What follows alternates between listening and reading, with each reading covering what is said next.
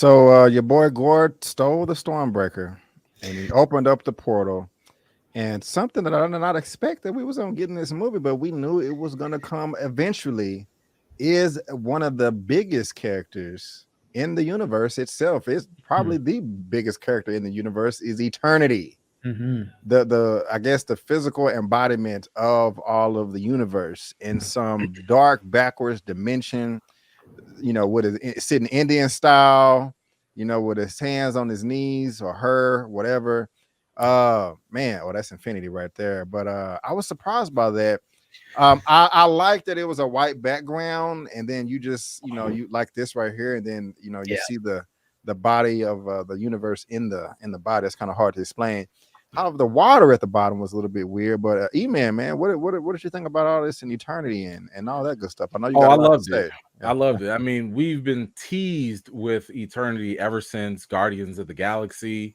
In the first volume, like when Peter was going through that tomb, we saw like the inscriptions of like the cosmic entities, and then in volume 2 of Guardians, like he was like, yeah, I can see eternity, when he was with his dad or whatever, and his eyes turned into space or whatever. But yeah, the fact that they actually showed it was really cool. Fun little Easter egg, and I only caught this on the second time. If you go back to when after the kids got kidnapped, and when Thor was trying to give that little motivational speech or whatever, and that Meek or whoever it was writing on the board, they foreshadowed the entire movie on the whiteboard. So really? When you get a chance to see it again, look at that. Like, look at the board. I just randomly caught it, and I saw it, and they actually had eternity sitting there in the Indian style position, and they had the Bifrost symbol and everything. And I was sitting, I'm like, did they just spoil the movie? Wow! Like, did they spoil the movie the whole way? So I'm sure a YouTube channel or whatever is gonna freeze frame on it and take it all down. But it was just something quick. I saw that, and I was like, get out of here. I'm pretty sure your favorite YouTube channel is going through. Elliot, man, how'd you feel about Eternity, man, and that its depiction or whatever? Is that you expected? Did you like it? Was it stupid? Let us know. Did not expect it, man. And for a hot split second, like a blink of an eye, I thought it was like, wait, are they displaying Galactus? Because of the whole, it looked very similar to Galactus to me for a hot second.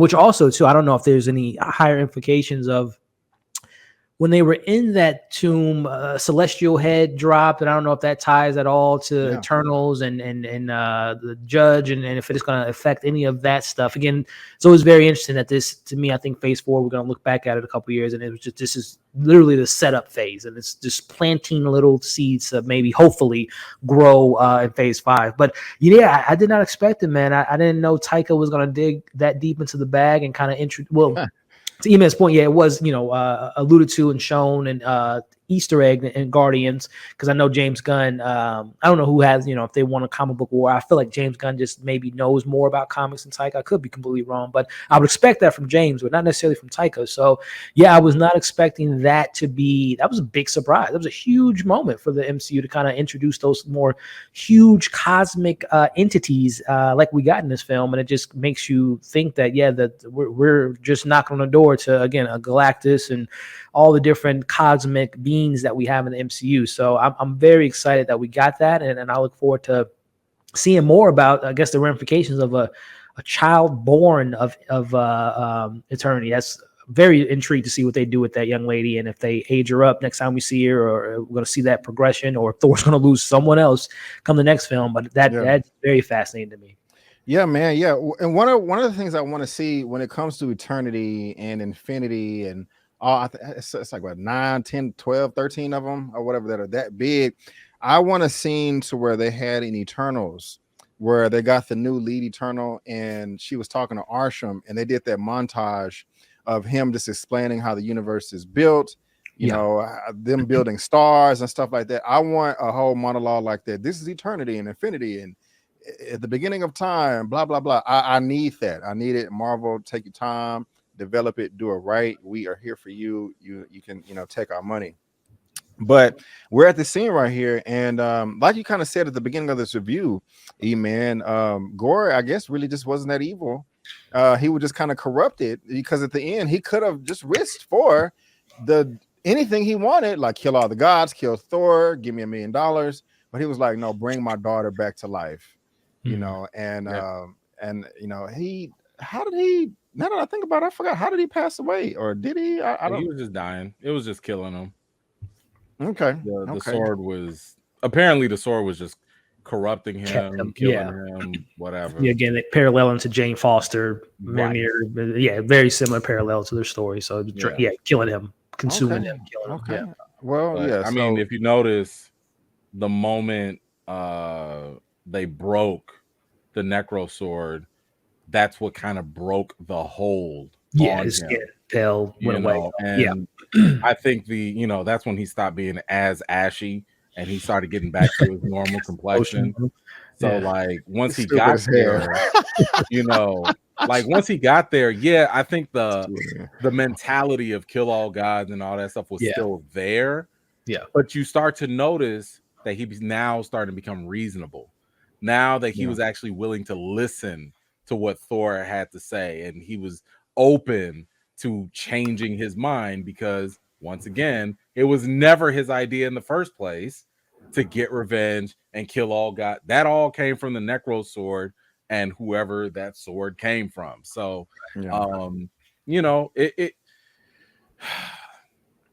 I get the theme. I understand it.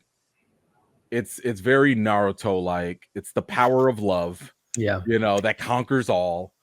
I thought it was a little heavy-handed. Does it work? Yes, it works. It's not overly complicated. We've seen this before. I choose love.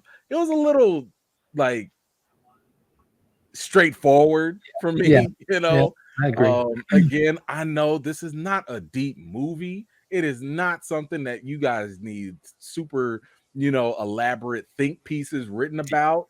They literally told you what it was, and you got what that was at the end of it. So it's fine. It works for the 13-year-olds in the audience and up. You'll get it, and that's cool.